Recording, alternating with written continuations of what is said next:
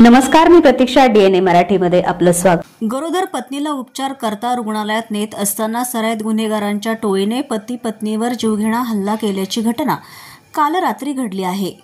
अहिल्यानगर शहरातील भिंगार परिसरातल्या भाग्यलक्ष्मी लॉनच्या मागील रस्त्यावर सावतानगर परिसरात ही घटना घडली आहे. विकी तनवर व त्यांची गरोदर पत्नी हे दोघे या हल्ल्यात जखमी झाले असून ज्या वाहनातून हे पती पत्नी रुग्णालयात जात होते त्या वाहनाचं सुद्धा आरोपींनी मोठ्या प्रमाणात नुकसान केलंय. भिंगार परिसरातील सराईत गुन्हेगार अक्षय हंपे व त्याच्या टोळीने हा हल्ला केला असून आरोपीने हवेत गोळीबार सुद्धा केल्याचं विकी तनवर यांनी म्हटलंय.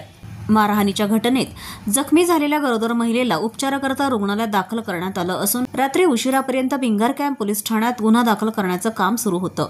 दरम्यान हा प्राणघातक हल्ला करणारा मुख्य आरोपी अक्षय हंपे याच्यावर यापूर्वीच हद्दपारीची कारवाई भिंगार कॅम्प पोलिसांनी केली आहे. हद्दपार असून सुद्धा पुन्हा भिंगार परिसरात येऊन हंपे याने तनवर दाम्पत्यावर प्राणघातक हल्ला करून परिसरात दहशत माजवण्याचा प्रयत्न केला आहे. माझं नाव विकी सुवेसिंग तनवर.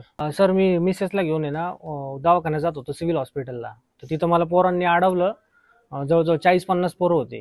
तर त्यांनी डायरेक्ट गाडी फोडायचं चालू केलं. तेव्हा ही उतरली का तर मग परत पुढच्या काचेवर मोठे मोठे दगड टाकले त्यांनी आणि मला पण मारहाण केली, हिला पण मारहाण केली, हिला पण मारलंय.